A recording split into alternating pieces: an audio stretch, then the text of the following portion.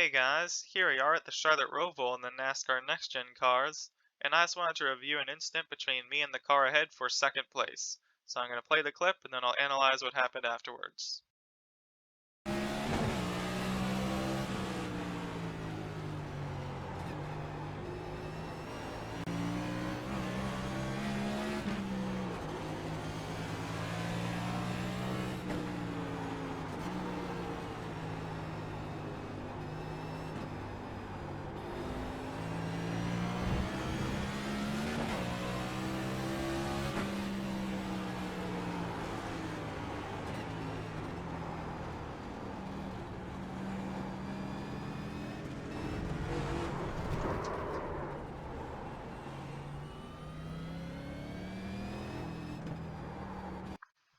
So after initial glance at the incident, let's kind of review what we see here.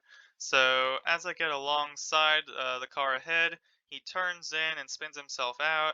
However, that could also be argued as I made a dive bomb too late. He didn't see me, and then we got collected together. So I could definitely see both sides of this at who's at fault. Now before we see any other like outside angles, let's watch his on board as well. So just going back and let's watch his on board.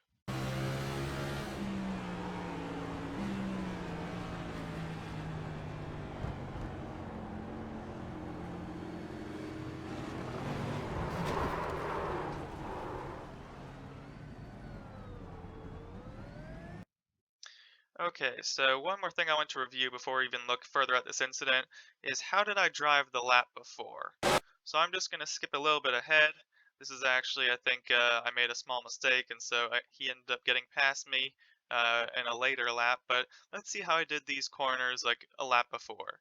So as we're going up to these corners, again, going slow here, getting below that like red and white curb, and I'm going to use these signs as references. As we're passing by these two blue signs, as we're getting along the first one, how much space are we leaving? We're leaving about maybe a car length or so, and we're passing it around 80 miles per hour. Once we pass the second sign, there's maybe about half a car length or so here, and we're 84. So we're actually going faster there. So now let's compare that to this lap and our speed. Were we being overly aggressive, um, or is our speed different? So first of all, as we go into this corner, we're actually a bit wide at the apex. You can see we're not inside those curbs. We're running a bit wider, and the car ahead's even running wider than us. As we pass that first blue sign, we left a car length before, now we're about half a car length, but we're not all the way over to the grass, and we're only going 72. We're going about 8 miles per hour slower, and as we're here, we're about 72 as well. So sure, I mean, in terms of if we go but from far chase, the one thing I want to point out is what we expected this guy to do. If we're looking at our speed differences, at this moment I'm going 67, 68, 70, and he's going 64. He's going 6 miles per hour slower, so I got a much better exit due to my angle. And I'm not expecting to run out too far wide here. I'm just expecting to kind of run to the exit and then turn back to the left.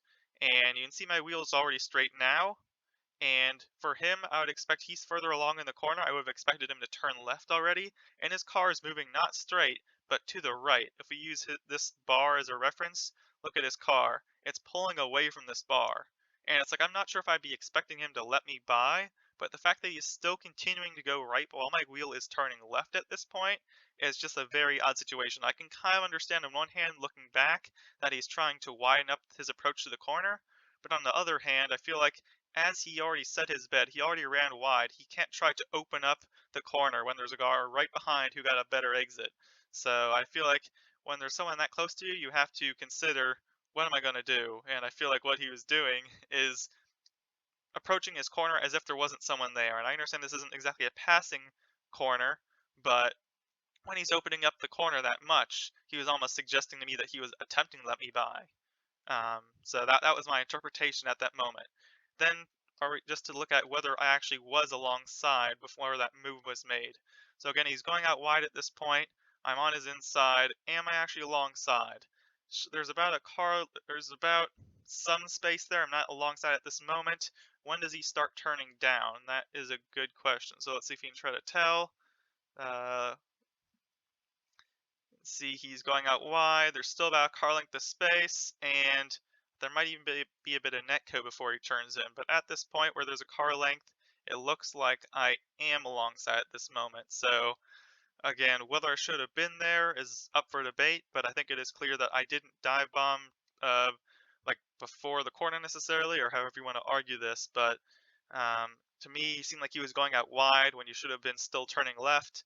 There was a car length of space. I'm not on the grass or anything like that. I'm in legal part of the track, and then there was contact. So I mean, my opinion is I was probably overly aggressive, but in terms of blame, I feel like it's kind of hard to tell, and I feel like it's clearly a racing incident. So, um, yeah, a corner that's not necessarily known or common for passing or easy to pass, but when I was going 6 miles per hour faster, and honestly a lot slower than I was in the previous lap, he was going exceptionally slow. I mean, one more time, just looking at our speeds here, I'm going 73.